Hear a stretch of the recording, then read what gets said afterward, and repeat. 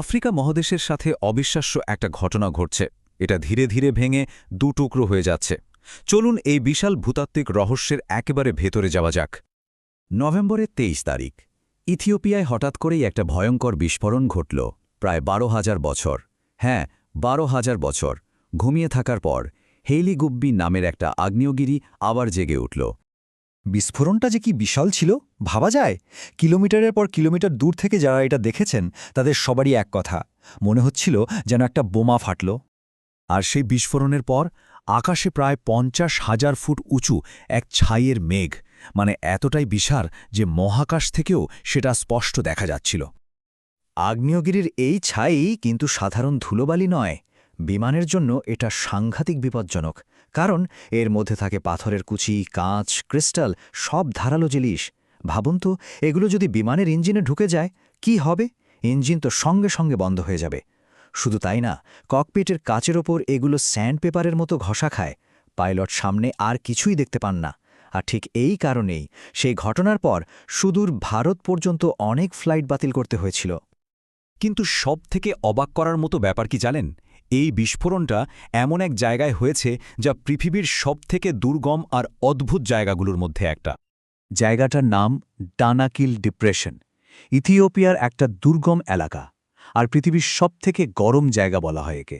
এখানকার তাপমাত্রা হামেশাই ৫০ ডিগ্রি সেলসিয়াসের উপরে চলে যায়, আর পুরো জায়গাটা সমুদ্রপৃষ্ঠের থেকেও নিচু। দেখতে একদম ভিন গ্রহের মতো লাগে। তো প্রশ্নটা হলো, হঠাৎ কি এমন হলো যে ১২,০০০ বছর পর এই আগ্নেয়গিরিটা এখানে জেগে উঠল? এর উত্তরটা সত্যি বলতে অবিশ্বাস্য।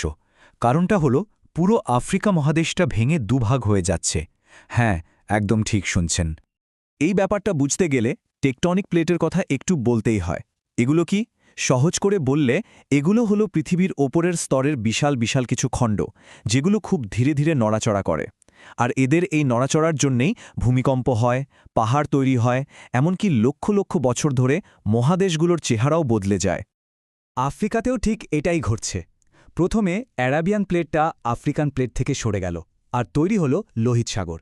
আর এখন আফ্রিকান প্লেটটাই ভেঙে দুটো নতুন প্লেট তৈরি হচ্ছে। একটা নাম নুবিয়ান প্লেট, আর একটা সোমালি প্লেট। আর মজার ব্যাপার হলো, এই যে আগ্নেয়গিরিটা জেগে উঠল, ওটা ঠিক এমন একটা জায়গায় আছে যেখানে এই ৩টে প্লেট এসে মিশেছে। এই যে ৩টে প্লেট একে অপরের থেকে দূরে সরে যাচ্ছে, এর ফলে মাটিতে একটা বিশাল ফাটলের তৈরি হয়েছে। একে বলা হয় ইস্ট আফ্রিকান রিফট। আর এই ফাটলটা লম্বায় কত বড় জানেন? প্রায় ৬,০০০ কিলোমিটার। এই ফাটলটা যে কতটা বিশাল সেটা আন্দাজ করার জন্য একটা জিনিস ভাবুন। আফ্রিকার বিখ্যাত মাউন্ট কিলিমানজারো, মাউন্ট কেনিয়া, এমনকি মালাউই আর টাঙ্গানিকার মতো বড় বড় হ্রদগুলো কিন্তু এই ইস্ট আফ্রিকান রিফট সিস্টেমের ওপরেই রয়েছে। এর মানে কি দাঁড়ালো? মানে হলো, আমরা একেবারে চোখের সামনে একটা গোটা মহাদেশকে ভেঙে যেতে দেখছি। যদিও পুরো ব্যাপারটা খুব ধীরে ধীরে হচ্ছে, কিন্তু মাঝে মাঝে অবিশ্বাস্য সব ঘটনাও ঘটে। যেমন ধরুন, ২০০৫ সালে ইথিওপিয়ার ঠিক এই এলাকাতেই মাত্র ১০ দিনের মধ্যে ৬০ কিলোমিটার লম্বা একটা ফাটল তৈরি হয়ে গিয়েছিল। ভাবা যায়? তবে হ্যাঁ, বেশিরভাগ সময়েই এই পরিবর্তনটা এতটাই ধীর যে আমরা টেরও পাই না। আফ্রিকার প্লেটগুলো বছরে মাত্র ২ থেকে ৫ সেন্টিমিটার করে সরছে। ব্যাপারটা অনেকটা আমাদের হাতের নখ বাড়ার মতো, প্রায় একই গতি। তাহলে ভবিষ্যতে কি হতে চলেছে? বিজ্ঞানীরা যা বলছেন তাতে আগামী ৫০ লক্ষ থেকে ১ কোটি বছরের মধ্যে সোমালি প্লেটটা নুবিয়ান প্লেট থেকে পুরোপুরি আলাদা হয়ে যাবে। আর তখন লোহিত সাগরের জল হুড়মুড়িয়ে এই ফাটলের মধ্যে ঢুকে পড়বে, আর তৈরি হবে একটা নতুন মহাসাগর। আর আমাদের চেনা আফ্রিকা মহাদেশটা হয়ে যাবে আরও ছোট।